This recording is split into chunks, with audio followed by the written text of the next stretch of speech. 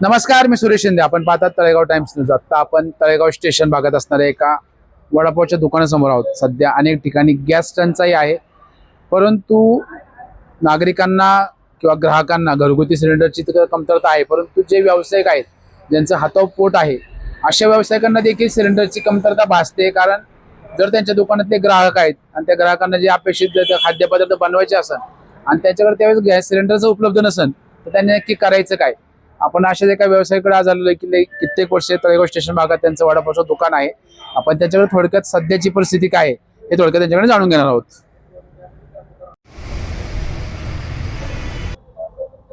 शेठजी नमस्कार, काय सांगाल? प्रथमतः आपली ओळख सांगावी. नमस्कार, मी बबलू तुकाराम झोमटे. बर, आता या ठिकाणी आपण किती वर्ष झाले व्यवसाय करताय? तर मी माझ्या वडील आजोबांपासून माझे 25-30 वर्ष हॉटेल लाईन मध्ये मी सध्या आहे. आता काय कंडिशन चाललेली आहे? आपण सिलेंडरच्या रांगा पाहतोय बऱ्याच ठिकाणी, ग्राहकांना भेटत नाही, घरगुती सिलेंडर भेटत नाही. नक्कीच. तुमच्यासारखे जे छोटे व्यवसायिक आहेत त्यांना सुद्धा भेटत नाही, हातावरचं पोट आहे. हो, नक्कीच. सध्या काय कंडिशन चालली तुमच्या बाबतीत, काय सांगू शकाल? कसं आता बऱ्याच ठिकाणी आता तुम्ही बघत असाल आपल्या महाराष्ट्रामध्ये, देशामध्ये म्हणा, प्रत्येक दुकानामध्ये रांगा लागलेल्या आहेत. अशा परिस्थितीमध्ये सरकारने हॉटेल व्यावसायिक सिलेंडर पूर्ण बंद करून टाकलेलं आहे, कंपनी मध्ये बंद केलेलं आहे.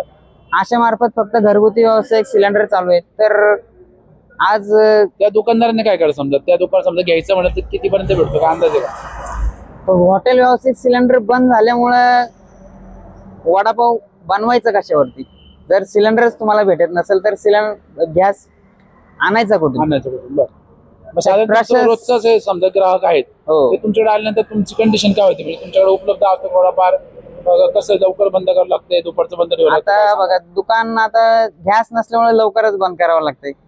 गॅस नसेल तर आता काय शासनाकडे काय मागणी किंवा तुम्ही शासनाला काय सांगू शकाल की छोटे व्यवसायिकांना काय करायला पाहिजे, काय संधी वाटायला पाहिजे? शासनाला मी एकच विनंती करतो की त्यांनी लवकरात लवकर हा जो गॅस पुरवठा आहे लवकरात लवकर चालू करावा.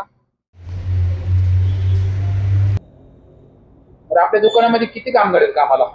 माझ्याकडे 2-3 कामगार काम करत आहेत.